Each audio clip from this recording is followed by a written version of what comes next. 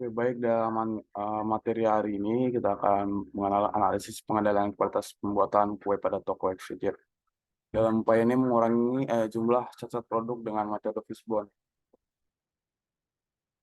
Sebelumnya perkenalkan nama saya Gamal Pargaulan, NRP 211031204.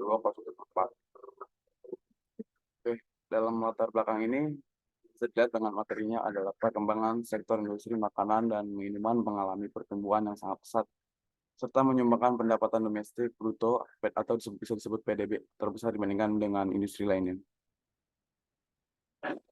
Di sini ada identifikasi masalah, yaitu ada dari permasalahan yang diuraikan pada latar belakang dan hasil wawancara serta observasi yang dilakukan penelitian diketahui beberapa kemungkinan permasalahan dalam toko kue XYZ. Oke, di sini ada kajian pustaka.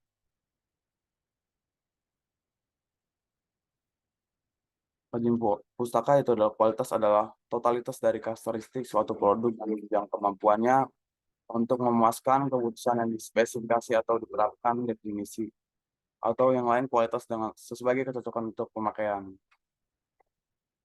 Yang kedua ada pengendalian kualitas, yaitu definisi pengendalian kualitas adalah suatu kegiatan yang dilakukan untuk memastikan suatu produk yang dihasilkan sesuai dengan tujuan yang ditetapkan perusahaan selama proses berlangsung atau perbandingan kegiatan pengendalian kualitas yang menetapkan tujuan dan hasil. Yang ini ada tujuan pengendalian kualitas. Apa sih tujuan pengendalian kualitas? Tujuan pengendalian kualitas adalah untuk mendapatkan jaminan bahwa kualitas produk dan jasa dihasilkan sesuai dengan standar kualitas yang telah ditetapkan menggunakan biaya ekonomis.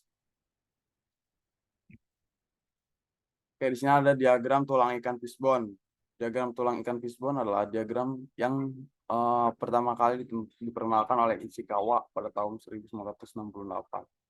Secara khusus, diagram tulang berbentuk kerangka ikan adalah alat yang umum digunakan dalam analisis sebab dan akibat untuk mengidentifikasi interaksi kompleks yang menyebabkan masalah atau peristiwa tertentu.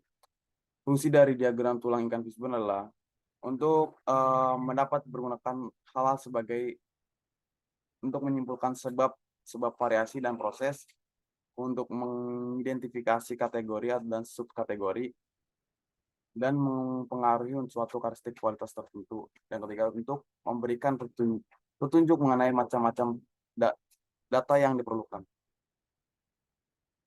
Oke, next. Oke, dalam penelitian pendahuluan ini, dalam penelitian pendahuluan dilakukan untuk melakukan observasi studi lapangan dan wawancara. Wawancara dilakukan pada pemilik toko kue FTJ untuk mengetahui dan mengidentifikasi faktor-faktor yang diperkirakan menjadi akar permasalahan defek produk kue. Kedua ada identifikasi masalah. Identifikasi masalah itu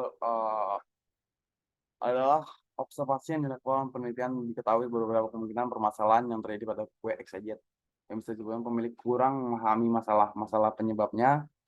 Pemilik juga hanya memiliki masalah material dalam proses pembuatan kue. Dan yang ketiga, kurangnya fasilitas dan peralatan yang mendukung proses pembuatan kue. Dan keempat, itu kurangnya kompetensi sumber daya manusia atau karyawannya.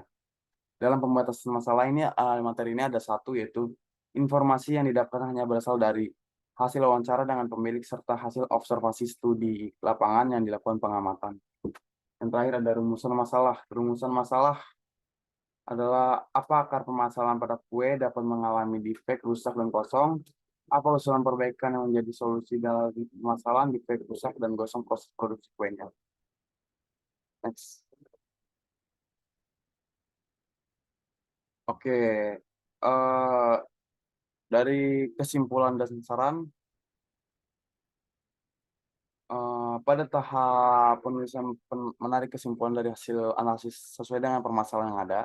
Kemudian penulis memberikan usulan perbaikan agar pemilik toko dapat segera menyelesaikan masalah banyak defek pada proses produksi kue. Selain itu, penulis juga memberikan saran untuk memperhatikan faktor-faktor lainnya seperti metode, peralatan, dan sumber daya manusia sehingga tidak terpaku dalam suatu faktor saja.